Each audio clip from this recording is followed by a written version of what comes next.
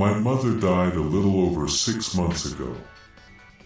I lived with her, but she had been battling a cancer diagnosis for a couple of years. Unfortunately, the metastasis was inevitable, and she died after prolonged suffering. The funeral was beautiful. My mother's friends came from all over the country to say their final goodbyes. When it was over, I went home a 10th-floor apartment I rented with my mother but which she never used, having spent her last months in the hospital. Upon entering, there was a sepulchral silence. On the dining table was a vase with some flowers I had bought months earlier when the doctor said she was improving and would be back any day. I left my briefcase on the table and felt my way to my room in the dark.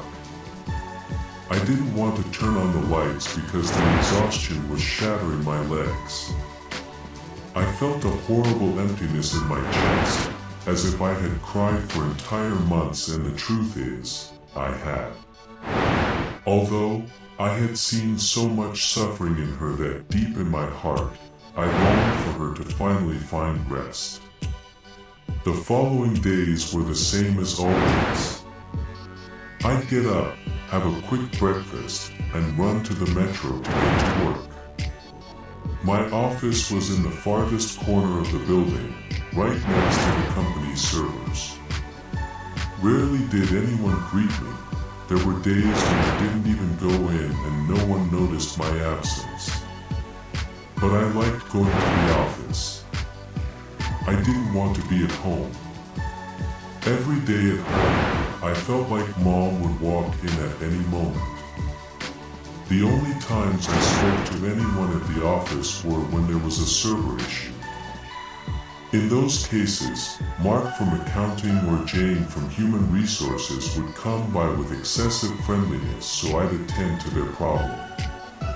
There was a point where I had gone so long without speaking to anyone that I intentionally created a fault in a user's account, just to have someone to talk to. And so the days passed without speaking to anyone, to the point where I no longer even looked at myself in the mirror before leaving the house. Until one ordinary day on my way home, I found that the building elevator had broken down. There was a white sign with blue details instructing residents to use the stairs while the technical issues were resolved. It was too many floors. I was grateful I hadn't gone grocery shopping that day, as it would have been an ordeal. I started climbing. My legs hurt as I climbed the empty stairs at almost 11 p.m. Suddenly, as I was reaching the 7th floor, I heard a cry. It sounded like a baby.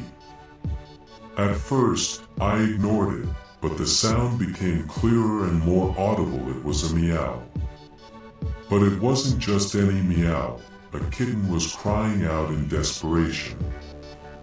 I opened the door separating the stairs from the hallway and saw the multiple doors stretching to the end, trying to identify where the sound was coming from. I saw a puddle of what seemed to be water at the far end. I walked slowly, watching as the motion-activated lights turned on one by one. When I was a few steps away, the light came on and the image was clear. The puddle was blood, and the meowing was coming from that door. I approached and tried to open it, but I couldn't. I immediately ran down the stairs to the concierge desk and informed the only guard on duty. We went up together, and after getting permission from his boss, he used a master security key. The scene was horrific. There was a woman with a mutilated leg lying in a pool of blood. And on top of the woman was a little black kitten, a few months old, meowing desperately. The poor creature came towards me and started purring while rubbing against my calves. I bent down to pick it up, and it looked at me with a tenderness that melted my heart. I held it to my chest, and it rubbed against my neck, alternating between purrs and meows of what seemed like pleasure. The police arrived after about 2 hours. I took the cat up to my apartment. Such a beautiful little creature had no business being in such a horrible place. A burly officer knocked on my door around 3 a.m. I told him everything that had happened, and he asked if I knew the woman. I denied any relation to her. I didn't even know her name. The officer asked about the cat. I told him it seemed to belong to the murdered woman, but that I didn't want to leave it there because of the traumatic scene. The officer said he'd check with his squad whether they should take the cat or if I could keep it. At that moment, the cat puffed up at the officer and made that angry hissing face cats do. I tried to sleep, but the cat snuggled right on top of my face, making it hard to breathe. But the animal was so beautiful I simply couldn't be angry with it. Early in the morning, I went to work. I tried to give it some water, as I had no food in the house to offer the kitten.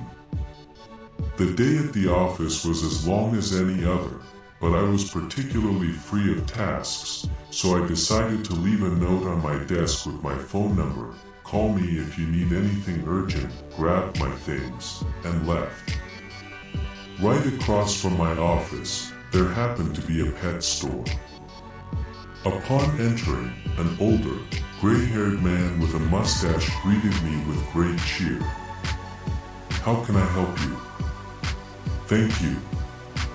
Look, the thing is, I have a kitten, a few months old, staying at my house for now. I'd like to know what's the most important thing I should have while I have him. Of course, he said with a broad smile. The essential and most important things are 3, a bed, a litter box, and, of course, food. I looked through the items and tried to buy a bed that would match the color of my sofa. After all, I didn't want it to clash. I also bought a litter box, a bag of unscented litter, a bag of kitten food, plus bowls for water and food. I also bought a little mouse toy. I didn't want the kitten to damage things in the house, but I didn't want him to get bored either. Since I had so many bags, I decided to take a taxi and started thinking about everything I was missing: a scratching post, a carrier. Also, something extremely important was missing: a leash with a tag so he wouldn't get lost, and, of course, a name.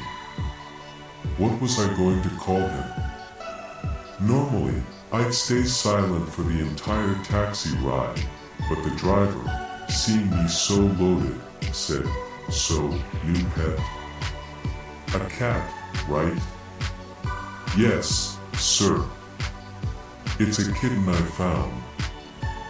I couldn't describe the scene without a shudder. Well, found on the street. Cats are like that. They adopt you. What's his name?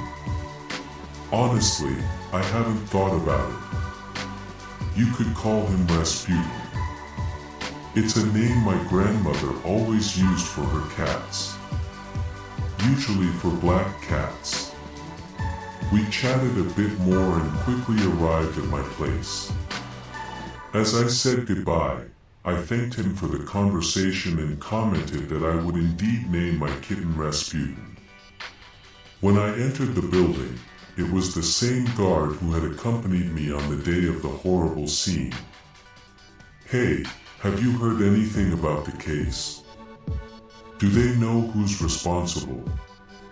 "From what I've heard, nothing yet.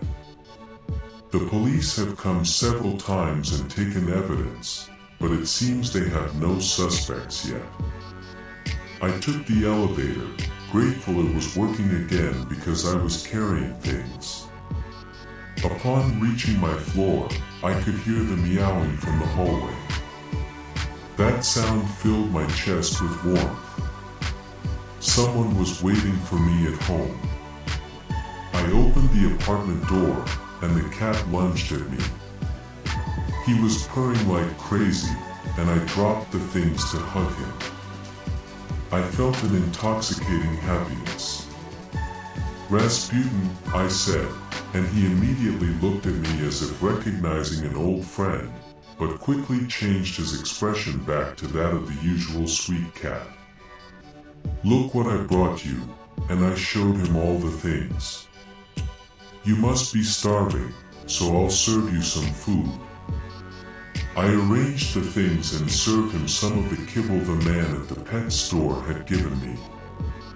I put the food on the dining table because I had no other suitable spot.